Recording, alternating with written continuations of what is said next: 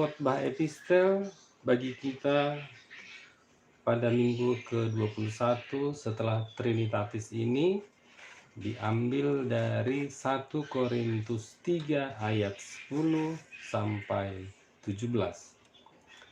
Ujaha mandihita. Hobartu asini rohani debatana nilehonnai tu au hupauli ojahani songon binahen ni padde bagas nabisu na asing do muse pajongjong bagasi alai ganup mama matahon manang beha pangulaon nadisi aidang tarpauli ojahan na asing dukon ni naung ojaki ima Yesus Kristusi asa molo dipauli di atas ojahani manang sere perak batuna arga hau lam manang durame gabe patardo naniulani ganup ari sugutido paulo possa ai papataron ni api mai asa api ido mangujuni manang beha ulaon ni ganup molohot ulaon na pinaulinai jalo onna do upa molo soksohanna ni ulanai luangam ma ibana malua donyan anggo ibana alai songon na nyenet sian api nama dang diwoto hamu joro ni debata hamu jala toddi ni debata maringan di bagasan hamu agohonon ni debata do nama ngagohon joro ni debata aina badia do joro ni debata ima hamu ujahama katoranganna sian buku Ipolani Jamita HKBP dalam bahasa Indonesia. Pertama, pendahuluan. Surat Paulus yang pertama kepada jemaat di Korintus ditulis untuk membahas persoalan-persoalan yang timbul di dalam jemaat. Persoalan tersebut mengenai kehidupan dan kepercayaan jemaat. Pada waktu itu, Korintus adalah sebuah kota Yunani, ibu kota provinsi Akhaya yang termasuk wilayah pemerintahan Roma. Kota ini yang penduduknya terdiri dari banyak macam bangsa terkenal karena kemajuannya dalam perdagangan, kebudayaannya yang tinggi. Banyak ditemukan agama-agama, namun justru keadaan susilanya sangat rendah. Paulus juga menyoroti perpecahan di dalam jemaat dan tentang persoalan-persoalan dan tata tertib di dalam jemaat. Untuk itulah dengan pandangan yang dalam, Paulus menunjukkan bagaimana firman Tuhan menyoroti persoalan-persoalan tersebut.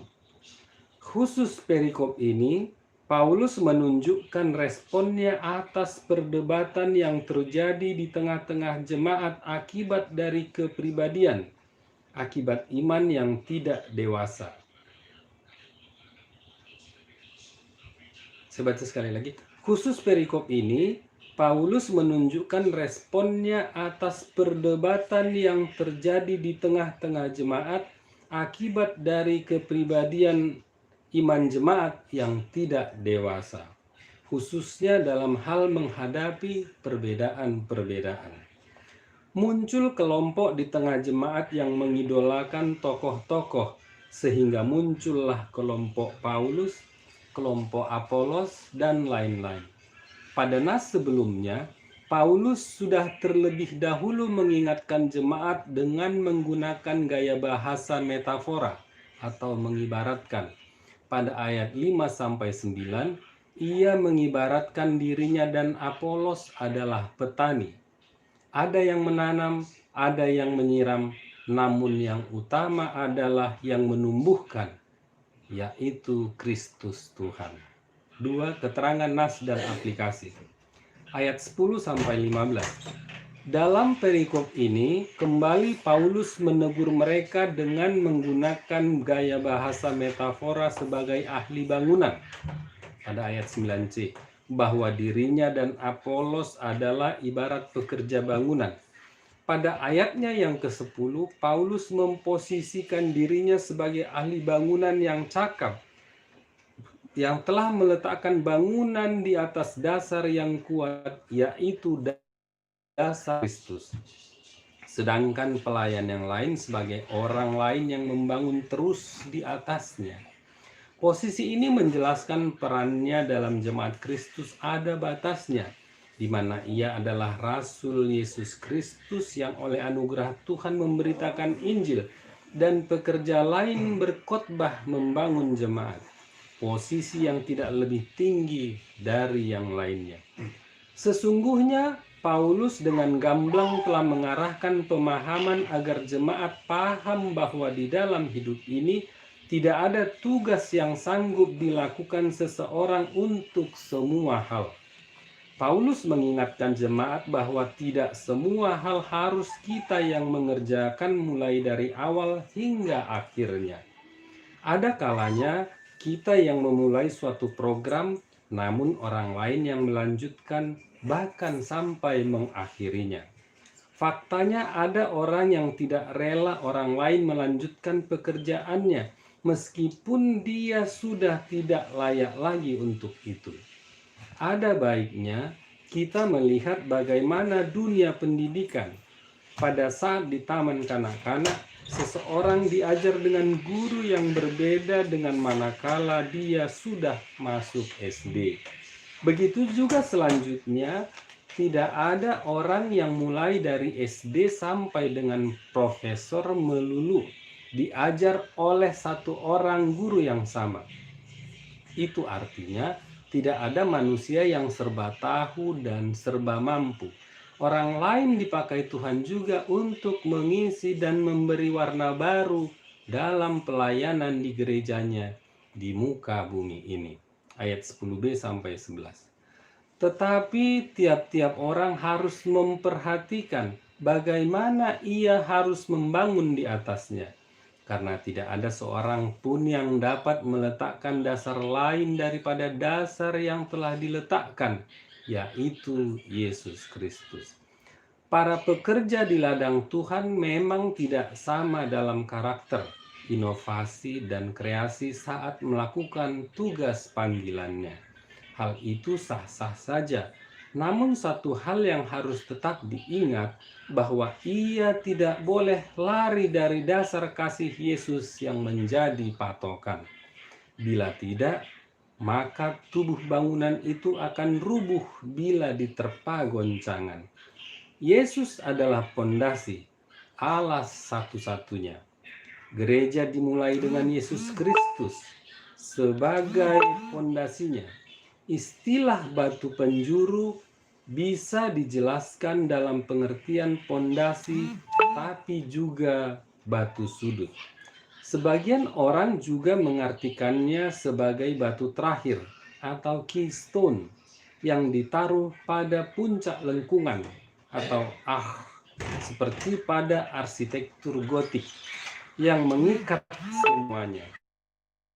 Ini memang bukan yang menopang, tapi yang mengakhiri dan mempertahankan semua struktur.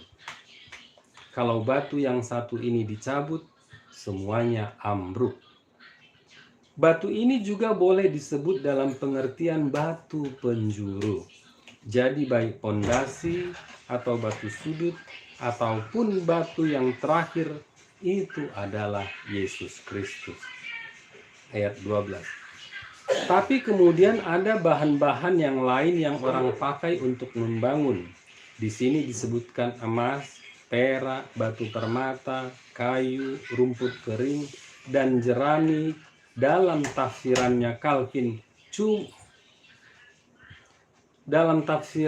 Calvin cuma membagi dua.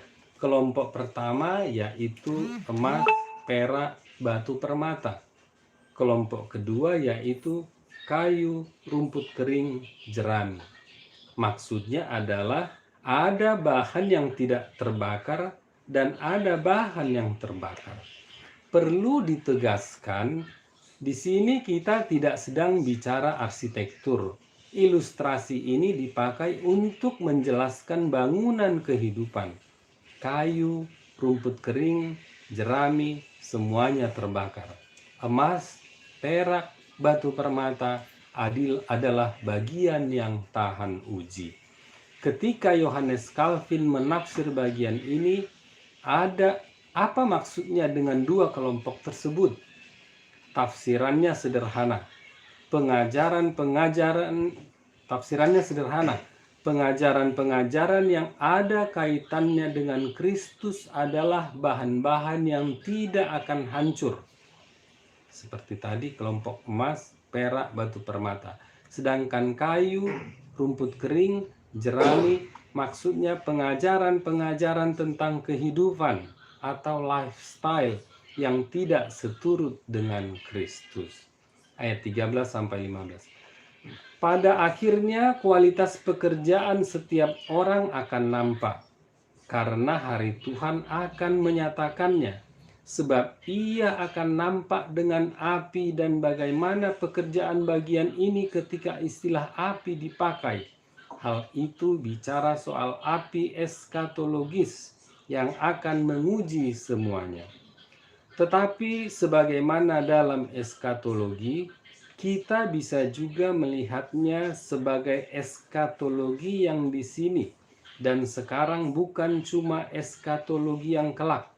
Sehingga pengujian-pengujian yang dimaksud bisa berarti pengujian-pengujian yang diberikan Tuhan dalam kehidupan kita di sini dan sekarang, bukan pengujian yang terakhir. Makna api dalam Alkitab bisa bermacam-macam. Bisa sebagai lambang kehadiran Allah seperti yang dialami Musa di padang gurun pada Keluaran 3 ayat 2. Atau seperti peristiwa hari Pentakosta, Kisah 2 ayat 1-3. lambang berkenannya Allah seperti peristiwa persembahan yang disampaikan Nabi Elia di hadapan 450 orang Nabi Baal dalam 1 Raja 18 ayat 13, dan lambang pemurnian seperti dalam nas ini, bahwa ketika emas, perak, batu permata diuji oleh api, akan keaslian kualitasnya akan terlihat. Sebaliknya, ketika kayu, rumput kering, jerami diuji oleh api, akan terbakar hangus.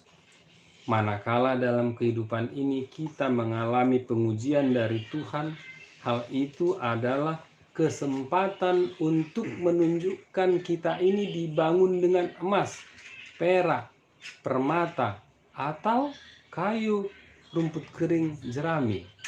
Sebagai contoh, seseorang belum bisa dikatakan sabar apabila semua orang menyayangi dia dan segala sesuatu yang diinginkannya sudah tersedia. Kesabaran itu baru teruji manakala kita dibenci, tidak dihargai, dan difitnah orang, atau manakala keinginan kita tidak serta-merta terwujud. Pada saat itulah kualitas iman kita diuji, apakah kualitasnya ibarat emas, perak, dan permata, atau hanya sekedar kayu, rumput, dan jerami yang tak kuat diuji ke dalam penderitaan. Bicara tentang jerami, Thomas Aquinas dalam akhir kehidupannya mengalami semacam perjumpaan dengan Tuhan. Artinya, ia merasakan makna dari hidup yang sesungguhnya. Thomas Aquinas di masa mudanya membuat banyak tulisan yang begitu luar biasa kompleks dengan penggunaan filsafat Aristotelian yang sangat tinggi dalam spirit skolastik dan seterusnya. Tapi dalam akhir kehidupannya, dia mengalami suatu kesimpulan bahwa saya melihat tulisan saya yang dahulu itu seperti jerami. Sama seperti Salomo, manakala dia sudah sepuh, ia mengalami kematangan pandangan dalam hidupnya. Lalu akhirnya mengatakan, semua adalah sia-sia bila tidak di dalam Tuhan. Pengkhotbah 1 ayat 2. Atau ungkapan Paulus yang telah menemukan Tuhan, sehingga masa lalunya tidak lagi sesuatu yang patut dibandingkan besarnya janji Allah di dalam hidupnya. Galatia 2 ayat 20. Maka dari itu, Thomas Aquinas juga merasa walaupun ia pernah dikatakan sebagai teologi handal, namun akhirnya dia mengakui yang diketahuinya itu jauh dan tidak sebanding dengan apa yang diketahui Allah. Yesaya 55 ayat 9. Memang sesungguhnya bila kita sudah mengenal arti hidup ini di dalam Tuhan, maka semua yang menurut kita suatu kebanggaan menjadi tidak lagi mengikat kita, apalagi memperbudak kita. Ayat 16-17. Selanjutnya, tidakkah kamu tahu bahwa kamu adalah bait Allah dan bahwa roh Allah diam di dalam kamu? Jika ada orang yang binasakan bait Allah, maka Allah akan membinasakan dia. Sebab bait Allah adalah kudus dan bait Allah itu ialah kamu. Di sini Paulus mengatakan, kamu adalah bait Allah. Di dalam bagian yang lain, Paulus berkata bahwa tubuh kita ini adalah bait Allah, di dalam pengertian individual atau personal. Dalam pengertian rohani, kita juga bisa mengatakan gereja ini bait Allah. Sebagai orang mengartikan ayat ini agar manusia menjaga kesehatannya, tidak merokok, tidak memakan makanan yang mengancam kesehatan, dan lain-lain. Namun ayat ini bukan hanya bicara tentang hal-hal lahiriah, Akan tetapi bagaimana bersikap menjaga perilaku hidup sehari-hari bukan hanya secara individual, tapi juga dalam pengertian menjaga persekutuan sesama ciptaan Tuhan. Terlebih lagi, Allah tidak mau manusia memakai tubuhnya untuk menyembah Allah lain, sehingga Allah diduakan. Untuk hal ini, Allah sangat tegas memberikan hukuman terhadap penyembah berhala. Bahkan bila keturunannya juga melakukan hal yang sama, hukuman itu bisa berlanjut kepada keturunan ketiga dan keempat. Keluaran 20 ayat 5. Selanjutnya dikatakan, bait Allah adalah kudus dan bait Allah itu ialah kamu. Gambaran ini secara logika berarti kamu kudus karena kamu bait Allah. Secara kondisi kita semua masih berjuang ke sana. Belum ada yang sempurna, yang ada adalah yang mau disempurnakan Allah. Orang menerima perjamuan kudus bukan karena dia sudah kudus, melainkan bersedia untuk dikuduskan Tuhan di dalam darah dan tubuh Kristus yang sudah mati di kayu salib. Amin. Pendeta Sumiar Sinaga MTH Demin, KBP Jati Asih, Bekasi. Oke sahabatku semua, demikianlah renungan khotbah menurut epistel HKBP pada hari ini Minggu ke-21 1 November 2020. Untuk melengkapi khotbah Evangelium yang kita dengar pada kebaktian tatap muka atau kebaktian virtual di rumah kita masing-masing. Horas, Tuhan Yesus memberkati kita semua.